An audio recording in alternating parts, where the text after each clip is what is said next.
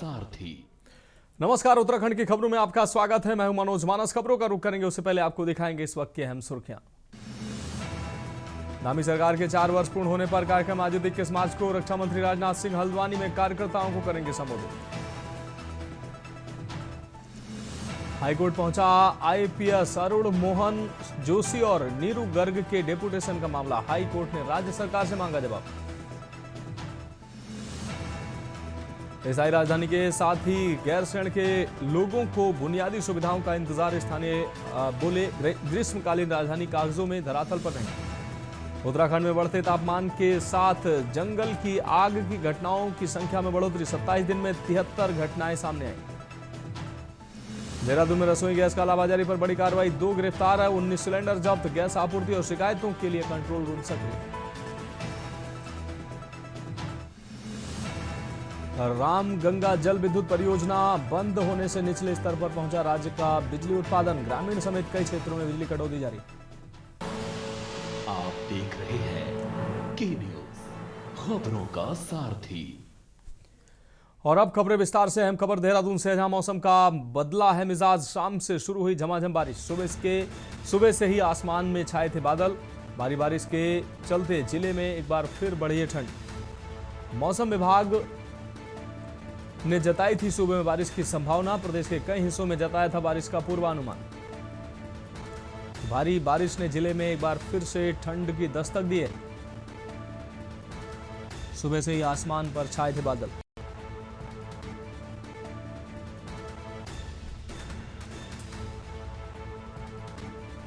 भारी बारिश ने जिले में मौसम को ठंडा बनाया। मौसम विभाग ने जताई थी सुबह में बारिश की संभावना।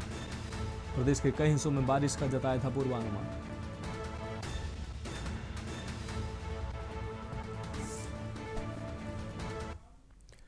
और अगली खबर रुड़की से है, जहां वरिष्ठ कांग्रेसी नेत्री रितु कांडियाल जोयाल ने अपने समर्थकों के साथ उत्तराखंड क्रांति दल यानी यूकेडी का दामन थाम लिया है। रुड़की के अशोकनगर ढंढेरा में आयोजित एक कार्यक्रम में रितु जोयाल ने कांग्रेस पार्टी को अलविदा कह दिया और समर्थकों के साथ यूकेडी में शामिल हो गए। करेंगे जागी जावा जो है आज उत्तराखंड राज्य जो है वो उत्तराखंड क्रांति दल की देन है। आप ये देखिए कि जब नारायण दत्त तिवारी जी जब आंदोलन हुआ तो उन्होंने कहा था उत्तराखंड राज्य अगर बनेगा तो मेरी लाश के ऊपर बनेगा, और जबकि वो उत्तराखंड के मुख्यमंत्री रहे। और उत्तराखंड क्रांति दल वो पार्टी है जिसने राज्य निर्माण में अहम भूमिका निभाई और वर्षों उन्होंने संघर्ष किया, शहादतें दी। उसके बाद उत्तराखंड क्रांति दल ने इस राज्य को बनाने में सबसे अहम भूमिका निभाई। कांग्रेस की बात करें, लंबे समय तक आप रही हैं, जो सम्मान मिलना चाहिए था, क्या मानते हैं कांग्रेस ने आपको नहीं दिया? देखिए, कांग्रेस में जब तक हमने संगठन की राजनीति करी तो कांग्रेस ने सम्मान दिया। सरकार से भी पूरे प्रदेश में उत्तराखंड क्रांति दल की लहर चल रही है। चाहे हम पहाड़ की बात करें तो आज जो हमारा तराई में यहाँ पर खानपुर विधानसभा के अंतर्गत जो कार्यक्रम था, यहाँ पर हमारे दल में रितु कांडियाल जी ने आज दल की सदस्यता ग्रहण की। और निश्चित तौर पे इसके पश्चात हमारा जो कार्यक्रम जो है सदस्यता अभियान का निरंतर रूप से जारी रहेगा। जो हमारा मेन इसका उद्देश्य है कि जिस प्रकार से उत्तराखंड क्रांति दल तराई और मैदान या कुमाऊं गढ़वाल सभी को हम साथ लेके चलते हैं और सभी धर्मों के जो लोग हैं उनको साथ में लेने का जो हमारा एक उत्तराखंड क्रांति दल का उद्देश्य है, तो इसको हम निरंतर रूप से आगे बढ़ाने के उद्देश्य से आज कानपुर विधानसभा में हमने यहाँ पर सदस्यता अभियान का ये कार्यक्रम चलाया। हम खुली राजनीति करते हैं और खुले मन से राजनीति करते हैं। उत्तराखंड क्रांति दल ने जो राज्य लिया, ये हम लोगों ने बड़े खुले मन से लिया। हम लोगों ने बड़े लड़के और भीड़ के ये राज्य बनाया और इसकी परिकल्पना हमने की थी कि जो यहाँ पर इश्यू है, जो बड़े बड़े परेशानियां हमको थी, लखनऊ हमारी बात नहीं सुनी जाती थी, उसको हमने भूभाग को अलग किया। उसके बाद हम लोगों ने राष्ट्रीय पार्टियों को फिर नेतृत्व दे दिया। जो बात उनकी थी, पहले भी राष्ट्रीय पार्टियां यहाँ नेतृत्व करती रही उत्तराखंड का, और फिर राष्ट्रीय पार्टियों को हमने नेतृत्व दिया। बढ़ेंगे अगली खबर की ओर। गैरसैंण से अहम खबर है, जहां गैरसैंण में स्थित भराड़ीसैंण विधानसभा में आयोजित बजट सत्र समाप्त होने के बाद हल्द्वानी पहुंचे हल्द्वानी के विधायक सुमित हृदय ने मीडिया से बातचीत करते हुए सत्र को लेकर अपनी प्रतिक्रिया दी। उन्होंने कहा कि इस बजट सत्र में प्रदेश से जुड़े कई महत्वपूर्ण मुद्दे उठाए गए, लेकिन सरकार जनहित के कई सवालों का संतोषजनक जवाब देने में सफल नहीं हो पाई है। हल्द्वानी विधायक सुमित हृदय ने कहा कि विपक्ष की ओर से सदन में लगातार जनता से जुड़े मुद्दों को प्रमुखता से उठाया गया। उन्होंने कहा कि प्रदेश में बेरोजगारी, स्वास्थ्य सेवाओं की स्थिति, शिक्षा व्यवस्था और बढ़ती महंगाई जैसे मुद्दे आज भी लोगों के लिए बड़ी चिंता का विषय बने हुए हैं। उन्होंने कहा कि हल्द्वानी समेत पूरे कुमाऊं क्षेत्र के विकास से जुड़े कई विषयों को भी सदन में रखा गया ताकि सरकार का ध्यान इन समस्याओं की ओर आकर्षित हो सके। सुमित्रा देश ने यह भी कहा कि विपक्ष का काम सिर्फ आलोचना करना नहीं बल्कि जनता की आवाज को मजबूती से सदन में पहुंचाना है।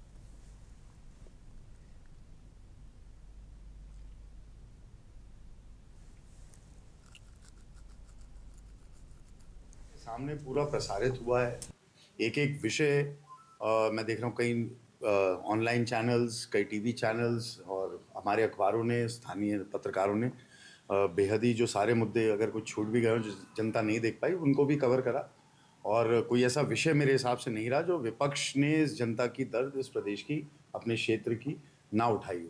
तो सारे विपक्ष के विधायक और विशेषतः नेता प्रतिपक्ष जी के नेतृत्व में जो विपक्ष के विधायकों ने, कांग्रेस के विधायकों ने इस बारी सदन में आवाज़ उठाई इस प्रदेश हित के लिए, वो वाकई में बहुत सराहनीय थी। देखिए वो आकार ही बड़ा था, उसका आवंटन में आप देख लेंगे कि आवंटन में बहुत 2022 में जो विकास कार्यों के लिए, लघु विकास कार्यों के लिए आवंटन था बनाम 2000 जो 26-27 का आया उसमें 3.5% की गिरावट आई है। विकासनगर में जन संघर्ष मोर्चा के अध्यक्ष रघुनाथ सिंह नेगी ने प्रदेश की चरमराई स्वास्थ्य सेवाओं को लेकर सरकार और राजभवन के खिलाफ मोर्चा खोल दिया है। नेगी ने सीधे तौर पर स्वास्थ्य मंत्री धन सिंह रावत और माननीय राज्यपाल को इन मौतों का जिम्मेदार ठहराया। मोर्चा अध्यक्ष का कहना है कि प्रदेश के सरकारी अस्पताल अब केवल रेफर सेंटर बनकर रह गए हैं। अस्पतालों में न डॉक्टर है, न ही स्टाफ, कहीं सिर्फ खाली इमारतें खड़ी हैं तो कहीं सुविधाओं के अभाव में गरीब जनता दर दर भटकने को मजबूर है। साथ ही कहा कि इसका सबसे ज्यादा खामियाजा गर्भवती महिलाओं को अपनी जान देकर चुकाना पड़ रहा है। नेगी ने इन मौतों को लेकर लापरवाही नहीं बल्कि हत्या करार दिया है। नेगी ने तीखा सवाल किया कि आखिर राजभवन इस गंभीर मुद्दे पर मौन क्यों है।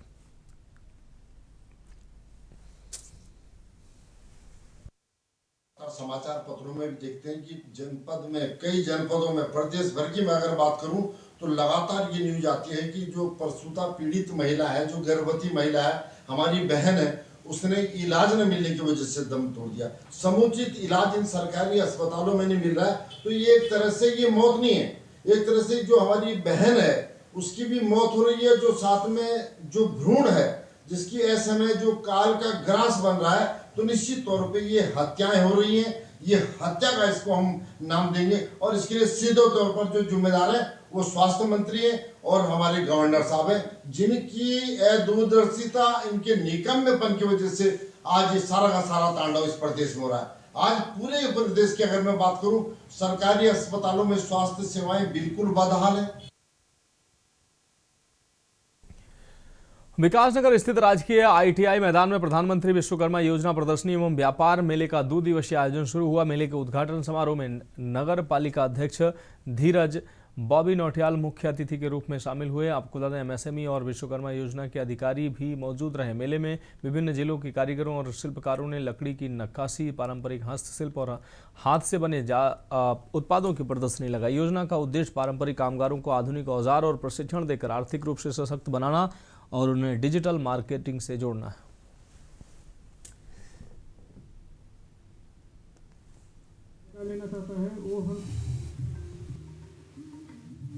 योजना के अंतर्गत एक प्रदर्शनी और व्यापार मेले का आयोजन किया गया है और यहाँ पर जो है उद्यमियों द्वारा बहुत ही सुंदर जो है प्रोडक्ट बनाए गए हैं और ये प्रोडक्ट जो है हमारे उत्तराखंड की संस्कृति को भी दर्शाता है। और आज जैसा कि डायरेक्टर साहब हमारे बीच में सुनील सर है, तो उन्होंने ये कहा है कि इन प्रोडक्ट को मार्केट में कैसे आपको ले जाना है और जो आपके स्वरोजगार का ये एक अच्छा साधन भी बन सके, तो यही कार्यक्रम आज ये पीएम विश्वकर्मा मेला है। इसमें जो पीएम विश्वकर्मा बेनिफिशियरीज हैं वो जो भी अपने उत्पाद बनाते हैं वो आज इस पे डिस्प्ले कर रहे हैं। मेन हमारा उद्देश्य है कि जो उनका प्रोडक्ट है उसको लोगों को पहचान मिले और उद्यमियों को अवसर मिले और ग्राहकों को गुणवत्ता से जोड़ने का एक माध्यम बने। हम चाहते हैं कि जो नए जो आते यूथ है उनको उद्यमिता के लिए प्रेरणा करने के लिए एक तरह से मेला बहुत कार्यशील है, महत्वपूर्ण कदम है।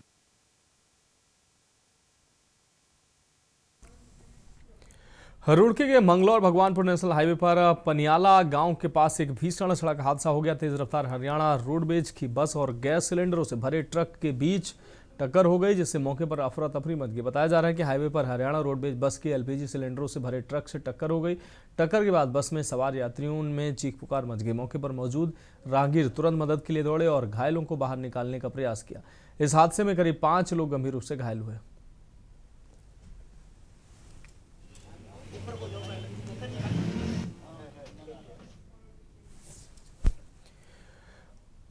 बढ़ेंगे अगली खबर की ओर। खबर लक्सर से है, जहां एसपी देहात शेखर सुयाल ने आज खानपुर पहुंचकर थाने का औचक निरीक्षण किया। पुलिस अधिकारी ने सबसे पहले कार्यालय का निरीक्षण करते हुए अभिलेखों को बारीकी से देखा। लंबित मुकदमों की पत्रावलियों का अवलोकन कर एसपी देहात ने मामलों की पैरोकारी में किसी तरह की कमी न रखने के निर्देश दिए।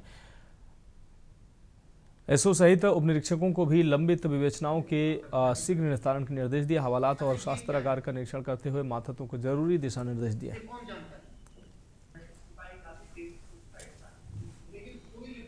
देखिए, थाना खानपुर में आज हमारा ये बॉर्डर का थाना है, बहुत इम्पोर्टेंट थाना है कांवड़ के लिहाज से, बड़े आयोजनों के लिहाज से। क्योंकि क्राइम यहाँ कंपेयर टू अंदर थाना उतना नहीं है। ये थाने का अच्छा मैनेजमेंट है कि क्राइम कम है। और बाकी अभी तक जो हमने फिजिकल इंस्पेक्शन किया, जो इनके अभिलेखों का अवलोकन किया, तो सारी चीज़ें अप टू डेट हैं, सब ओके हैं। और कुछ चीज़ें सुधार की गुंजाइश हमेशा रहती हैं। कुछ डायरेक्शन मेरे द्वारा दिए गए हैं, कुछ पेंडेंसी है कुछ जांचों को लेकर के, तो उसमें ये लोग काम करेंगे। अगली खबर रुड़की से है, जहां पिछले 6 दिनों से अपनी मांगे पूरी कराने की मांग को लेकर हड़ताल पर बैठे नगर निगम के आउटसोर्स सफाई कर्मचारियों ने आखिरकार हड़ताल स्थगित कर दी है। विधायक प्रदीप बत्रा की मध्यस्थता के बाद कर्मचारी और नगर निगम प्रशासन के बीच सहमति बन गई है। नगर निगम रुड़की के आउटसोर्स सफाई कर्मचारी पिछले 6 दिनों से अपनी विभिन्न मांगों को लेकर हड़ताल पर थे। हड़ताल के चलते सफाई व्यवस्था पूरी तरह से चरमरा गई थी, जिससे कई इलाकों में जगह जगह कूड़े के ढेर लग गए थे। गंदगी से स्थानीय लोगों को काफ़ी परेशानियों का सामना करना पड़ रहा था। हड़ताल समाप्त कराने के लिए कई दौरे की बातचीत के बावजूद समाधान नहीं निकल पा रहा था। आज नगर विधायक प्रदीप बत्रा गैरसैंण में चल रहे विधानसभा सत्र से लौटने के बाद इस मामले में सक्रिय हुए। उन्होंने मेयर नेता देवी अग्रवाल की मध्यस्थता में कर्मचारी और नगर निगम अधिकारियों के बीच फिर से बैठक कराने में कामयाबी हासिल की। विधायक बत्रा ने बताया कि कर्मचारियों की मांगें नगर निगम अगली बोर्ड बैठक में रखा जाएगा, जबकि शासन स्तर से पूरी की जाने वाली मांगों को विभागीय मंत्री के माध्यम से कैबिनेट में विचार करने का प्रयास किया जाएगा।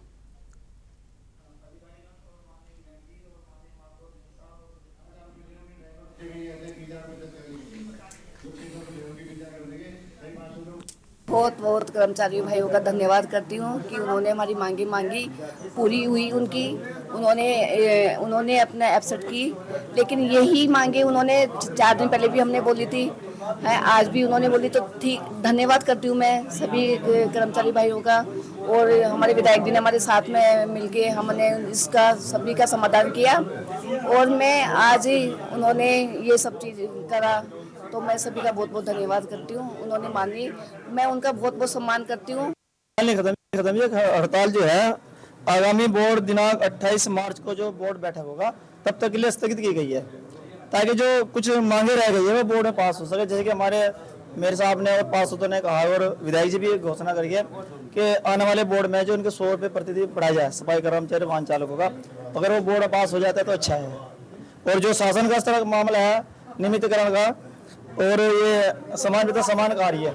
देखो, बिंदुवार सभी पॉइंट रखे गए हमारे सफाई कर्मचारी द्वारा, सभी मांगों पे विचार विमर्श किया जाएगा। बिंदुवार बात हो गई है और कुछ मांगें इनकी तुरंत मान ली गई हैं। जो शासन स्तर पर होनी है वो शासन स्तर पर तय होंगी और किसी का शोषण नहीं किया जाएगा। सफाई कर्मचारी हमारे अपने भाई हैं, हमारे रुड़की शहर के निवासी हैं और हम सब लोगों से प्यार करते हैं और किसी का भी शोषण नहीं किया जाएगा। क्या मुख्य मांग थी इनकी? लगभग जो मुख्य मांग थी इनकी, जो संविदा पे इनके पैसे बढ़ने हैं उसकी मांग मान ली गई। जो इनके ड्राइवर की सैलरी है और जो कर्मचारी 10-20 साल से काम कर रहे हैं उनको उपनल के तहत जो है।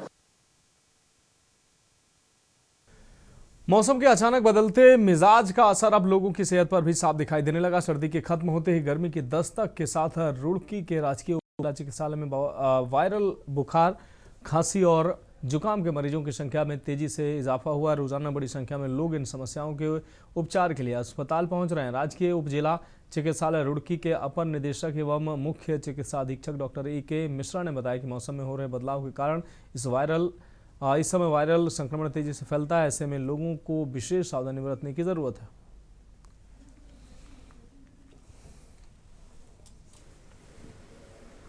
मौसम में बदलाव आया है, सर्दी खत्म हो गई है, गर्मी की शुरुआत हो गई है।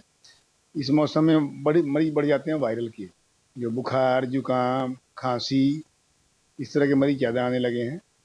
अतः बदलते मौसम को देखते हुए आप सबसे पहले ठंड से बचें और धूल से बचें। खाने में आप बासी खाना ना खाएं, ताज़े फल खाएं, साफ सफाई का विशेष ध्यान रखें। सभी में सुधार हुआ है। सबसे पहले तो एम्बुलेंस वालों की भीड़ अंदर लगी रहती थी, उनका आना अंदर बंद हो गया है, प्राइवेट वालों का। खबरों में वक्त एक ब्रेक का, जल्द हाजिर होंगे। सारथी ब्रेक के बाद उत्तराखंड की खबरों में एक बार फिर से आपका स्वागत है। खबर पौड़ी से, जहां सतपुली में उप जिलाधिकारी रेखा आर्य ने फर्जी दस्तावेज बनाने वाले एक जन सेवा केंद्र को सीज कर दिया। छापेमारी के दौरान केंद्र से तहसील अधिकारियों और ग्राम प्रधानों की मोहरें डिजिटल रूप में मिली हैं, साथ ही आयकर ऑडिट दस्तावेज भी बरामद हुए हैं। एसडीएम ने कहा कि सरकार के निर्देश पर फर्जी दस्तावेज बनाने वालों के खिलाफ कड़ी कार्रवाई की जाएगी। क्षेत्र में लगातार छापेमारी जारी रहेगी। उन्होंने व्यावसायिक प्रतिष्ठानों को अपनी आईडी और रेट लिस्ट प्रदर्शित करने का भी निर्देश दिया है।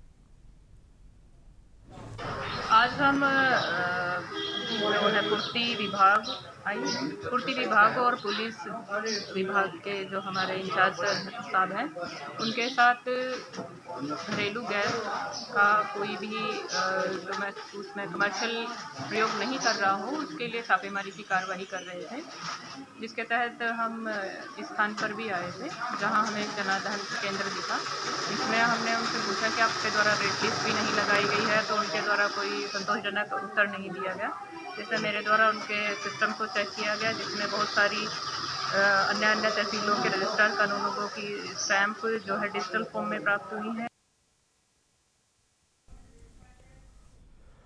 और अब बढ़ेंगे अगली अहम रिपोर्ट की ओर। ईरान और इजराइल के बीच चल रहे युद्ध की वजह से बनी वर्तमान परिस्थिति को ध्यान में रखते हुए राज्य सरकार ने खाद्य एवं रसद आपूर्ति की स्थिति पर कड़ी निगरानी रखने के लिए महत्वपूर्ण कदम उठाए। उत्तराखंड में जहां कमर्शियल गैस सिलेंडरों की सप्लाई बंद है, वहीं घरेलू गैस सिलेंडर उपभोक्ताओं की भी गैस एजेंसियों के सामने लंबी लंबी लाइन देखने को मिल रही है, जिससे प्रदेश में गैस सिलेंडरों को लेकर पैनिक की स्थिति बन गई। हालांकि सरकार की तरफ से भरोसा दिया गया है कि प्रदेश में गैस सिलेंडरों की कोई कमी नहीं। मुख्यमंत्री पुष्कर सिंह धामी के निर्देश पर उत्तराखंड राज्य आपातकालीन परिचालन केंद्र देहरादून में तमाम अधिकारियों और विशेषज्ञों की तैनाती के अग्रिम आदेशों तक के लिए कर दी गई है। अमेरिका, इजराइल और ईरान युद्ध के कारण पूरी दुनिया में गैस सिलेंडर और पेट्रोलियम पदार्थों को लेकर कई तरह की खबरें आ रही हैं, जिसमें भारत भी अछूता नहीं। भारत में कई राज्यों से गैस सिलेंडरों की किल्लत की खबरें सामने आई हैं। इसी बीच उत्तराखंड सरकार का भी एक बड़ा बयान आया है। उत्तराखंड में जहां कमर्शियल गैस सिलेंडर की सप्लाई बंद है, तो वहीं घरेलू गैस सिलेंडर उपभोक्ताओं की भी गैस एजेंसियों के सामने लंबी लंबी लाइनें देखने को मिल रही हैं।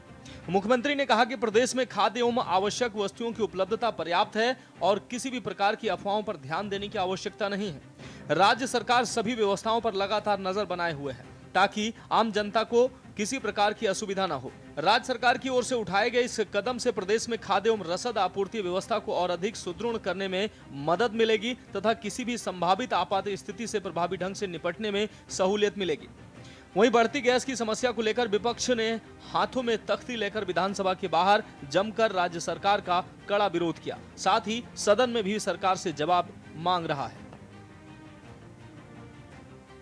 हमारे उपभोक्ताओं को किसी प्रकार की परेशानी न हो, राज्य के अंदर कोई भी स्थिति ऐसी न हो जिसके कारण से अफरा तफरी का माहौल बने। कहीं कोई दिक्कत नहीं है। कल मैंने मुख्य सचिव से कहा था, उन्होंने अपने स्तर पर इसकी पूरी एक बैठक कर ली, सारी समीक्षा कर ली है। राज्य में सभी स्थितियां नियंत्रण में हैं और ये एक किसी राज्य की या एक देश की चुनौती नहीं है इस समय पूरे विश्व के अंदर जो हालात है, लेकिन उसके बावजूद भी हमारे देश में हमारे प्रधानमंत्री आदरणीय श्री नरेंद्र मोदी जी के नेतृत्व वाले सरकार ने सभी व्यवस्थाएं सुनिश्चित की हैं और यहाँ पर कालाबाजारी न हो, हमारे उपभोक्ताओं को कोई परेशानी न हो, हर दृष्टि से हम लोग उस पर नज़र बनाए हुए हैं। आगे भी किसी प्रकार से सभी सावधानियां जो बरतनी सावधानियां हम लोग। दुकानदारी पे देखिए असर पड़ने का मतलब ये है कि पहले तो टूरिस्ट कम हो जाएगा सर्वप्रथम, क्योंकि यहाँ जो है लोग टोटली जो है गैस पे डिपेंड हो चुके हैं और हम लोगों ने तो आज से ही गैस का प्रयोग बंद कर दिया है। हम सारे इंडक्शन चूल्हे पे आ गए हैं और बाकी जो है जो कोयले से जलने वाली अंगीठियाँ हैं हम उस पर आ गए हैं। और बाकी यदि यही व्यवस्था और लोग नहीं अपनाएंगे तो व्यापार की बड़ी क्षति होने की आशंका है। व्यापारियों के लिए तो देखिए जी समस्या ही समस्या है। एलपीजी गैस सिलेंडर की आपूर्ति सुनिश्चित करने में पूरी तरह कामयाब विफल रही है। आज राजधानी से लेकर पूरे प्रदेश में रसोई गैस की समस्या से हमारी पूरा समाज प्रभावित है, जूझ रहा है, लेकिन रसोई गैस उपलब्ध नहीं हो पा रही है और व्यावसायिक गैस सिलेंडर पर सरकार ने रोक लगा दी है। पर्यटन प्रभावित हुआ है, होटल ढाबे और जो व्यवसायिक प्रतिष्ठान है और जो छात्रावास हैं जहाँ पर पेइंग गेस्ट के तौर पर हमारे बाहर के जो छात्र छात्राएं यहाँ पर शिक्षा प्राप्त करने के लिए आ रही हैं, पूरा प्रभावित है। आज देखिए एक राष्ट्रीय विषय है वास्तव में, क्योंकि युद्ध के कारण सप्लाई अवरुद्ध हुई है और ये जग विदित है।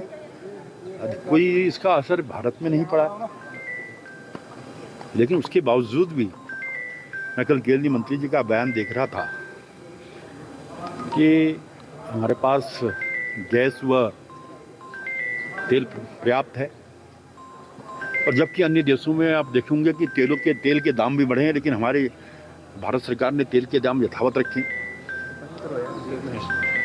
क्योंकि विपक्ष के पास कोई मुद्दा नहीं है। और इस प्रकार के समय में इस प्रकार की घटनाएं होती हैं और जो गैस सप्लायर है उसका फायदा उठाने की कोशिश करते हैं। सरकार ने सख्ती से निश्चित कर दिया है कि कहीं किसी प्रकार की शिकायत न मिले तो लोगों को गैस उपलब्ध हो। सरकार ने इसको सुनिश्चित किया है। प्रदेश में लगातार बढ़ती गैस की किल्लत से आम आदमी को दो चार होना पड़ रहा है। हालांकि सरकार गैस की कोई प्रदेश में कमी न होने का दावा तो करती दिख रही है, लेकिन जनता के हाथ आज भी इस समस्या को लेकर खाली नजर आ रहे हैं। राज्य सरकार प्रदेश वासियों को आवश्यक वस्तुओं की निर्बाध उपलब्धता सुनिश्चित करने के लिए पूरी तरह से सतर्क है। मुख्यमंत्री ने भी अधिकारियों को निर्देश दिए हैं कि किसी भी परिस्थिति में खाद्यान्न, एलपीजी और अन्य आवश्यक वस्तुओं की पूर्ति प्रभावित नहीं होनी चाहिए, जिस पर प्रदेश में सड़क से लेकर सदन तक राजनीतिक माहौल भी गर्मा गया है। का समय आ गया है, इन दोनों रमजान का महीना भी चल रहा है, ईद आने वाली है, उसके बाद नवरात्रे आने वाले हैं और ऐसे में गैस की जो किल्लत है, एलपीजी को लेकर के जो चीज़ें निकल के आ रही हैं कि एलपीजी की किल्लत बढ़ने लगी है। देहरादून में ही नहीं, उत्तराखंड के तमाम क्षेत्रों में हम देख रहे हैं कि लोग बड़ी बड़ी लाइनों में गैस गोदामों के बाहर खड़े दिखाई दे रहे हैं। हालांकि सरकार बार बार ये कह रही है कि गैस की कोई किल्लत नहीं है और वो जो नियम है, नियमों के अनुपालन के तहत 24-25 दिन में ही आपको सिलेंडर मिलेंगे, लेकिन उसके बावजूद सरकार कहीं ना कहीं इस अव्यवस्था को नियंत्रित कर पाने में और जनता के मन में ये भरोसा दिलाने में नाकामयाब साबित हो रही है कि भैया उनको कोई समस्या नहीं आएगी, गैस की आपूर्ति कहीं बाधित नहीं होगी। लेकिन और ये भय जनता के मन से निकल नहीं रहा है, जिसका कारण है कि लोग आज गैस गोदामों के बाहर लंबी लंबी लाइनों में दिखाई दे रहे हैं। सत्ता पक्ष तो कह रही है कि बाहर युद्ध चल रहा है। नहीं, देखिए ये नहीं है। देखिए जो घर का मुखिया होता है, बच्चों को नहीं पता कि बाप कहां से ला रहा, मजदूरी करके लाए या कहीं जाए, हमने तो बस 2 टाइम का रोटी खाना है। ये कह देना है कि भाई अब मेरे से हाथ पैर नहीं चलते या कहीं मुझे, ये तो सीधा सीधा जो है पूरे यहाँ की जनता के साथ धोखा। ये कह देना कि भाई वहां तो उसका तो असर हुआ ही नहीं अभी, वो जब होगा तब इनको पता चलेगा कि भाई किस तरह से कंट्रोल किया जाता है।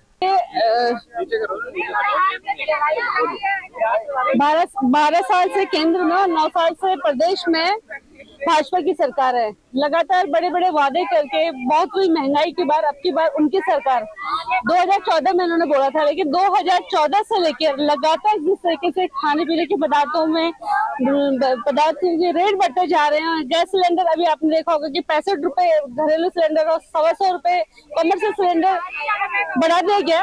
जो आम महिलाएं हैं, महिलाओं का वोट इन लोगों को चाहिए, लेकिन आज आम महिलाओं का जो किचन का बजट है वो खराब हो चुका है। पूरे तरीके से जो महिलाएं हैं वो परेशान है। जिस रेशो में महंगाई बढ़ी उस रेशो में किसी की तनख्वाह नहीं बढ़ाई सरकार ने। देखिए, देश में और राज्य में गैस आपूर्ति को लेकर कोई भी अभी संकट नहीं है, लेकिन हाँ, भविष्य की योजना के तहत और भविष्य की आपूर्ति के तहत कुछ चीजों के ऊपर निश्चित तौर पर काम किया जा रहा है। जिस तरह से दिख रहा है कि अंतर्राष्ट्रीय स्तर पर पश्चिमी देशों में और मिडल ईस्ट में जो एक वॉर चल रही है, उस वॉर का भविष्य में हमारे देश के ऊपर कोई विपरीत प्रभाव ना आए और आपूर्ति में कोई कमी ना आए, तो उससे जरूर निश्चित तौर पर उस पर एक योजना बन रही है और उस योजना के तहत आपूर्ति के कार्यों को सुचारू रूप से चलाने के लिए किसी भी तरह की कोई भी अभी तक कोई दिक्कत नहीं है। और जहां थोड़ी बहुत दिक्कत गैस एजेंसियों के भंडारण को लेकर या उनके वितरण को लेकर है, तो निश्चित तौर पर उन सब चीजों का संज्ञान लिया जा रहा है।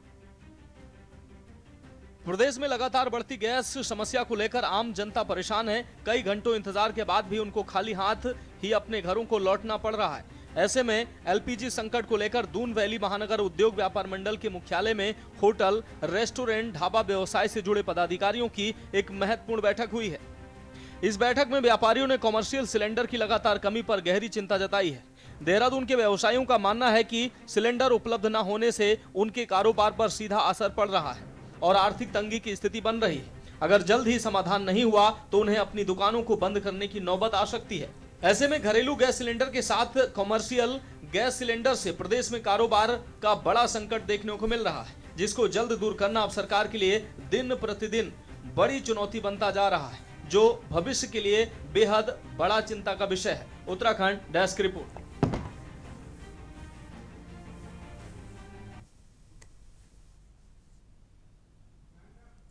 फिलहाल खबरों में इतना ही। मुझे दीजिए इजाजत और आप देखते रहिए के न्यूज़ इंडिया।